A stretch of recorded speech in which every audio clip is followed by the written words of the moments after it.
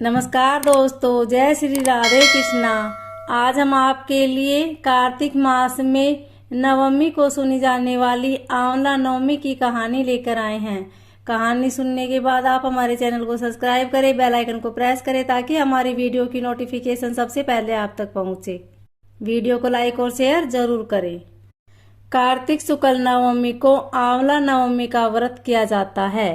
इस आंवला नवमी के व्रत को करने से व्रत, पूजन, अर्पण आदि का फल अक्षय हो जाता है, इसलिए इसे अक्षय नवमी भी कहते हैं।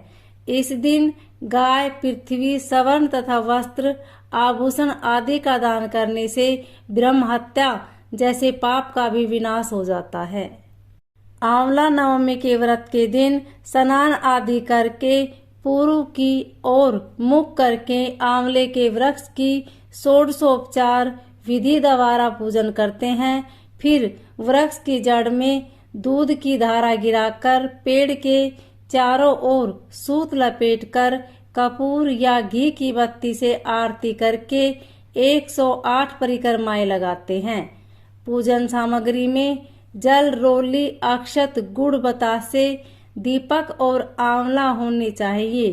तत्पश्चात ब्राह्मण ब्राह्मणी के भोजन में आंवला अवश्य होना चाहिए। आंवला नवमी की कहानी। एक आंवला राजा था जो रोज एक मन सोने के आंवला दान करता था और बाद में खाना खाता था।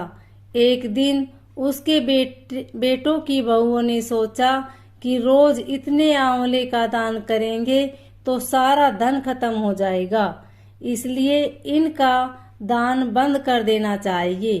फिर पुत्र आया और राजा से बोला कि आप तो सारा धन लुटा देंगे, इसलिए आप आंवले का दान करना बंद कर दो।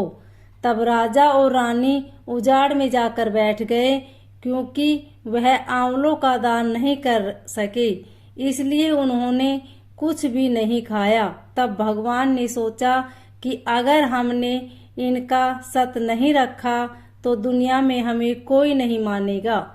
तब भगवान ने सपने में कहा कि तुम उठो और तुम्हारे पहले जैसी रसोई हो गई है और आंवले का वृक्ष लगा हुआ है, तुम दान करो और जीम लो। तब राजा रानी ने उठकर देखा तो पहले जैसे राजपाट हो गए और सोने के आंवले वृक्ष पर फैले हुए हैं। तब राजा रानी 1.25 मन आंवले का दान करने लगे। वहां पर बेटे बहू के अन्न का अकाल पड़ गया।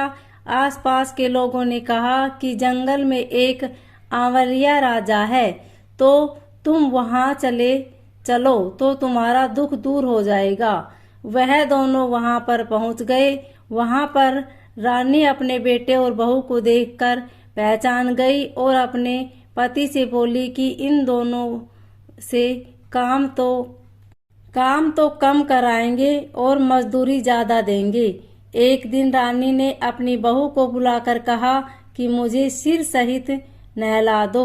बहू सिर धोने लगी तो बहू आंख में से पानी निकालकर रानी की पीठ पर पड़ गया। बहू सिर धोने लगी तो बहू की आंख में से पानी निकलकर रानी की पीठ पर पड़ गया। तब रानी बोली कि मेरी पीठ पर आंसू क्यों गिरे हैं, मुझे बताओ। तो बहू बोली कि मेरी भी सासू की पीठ पर ऐसा ही मस्सा था और हमने उसे घर से निकाल दिया। वह 1 मन आंवले का दान करते थे तो हमने उन्हें भगा दिया।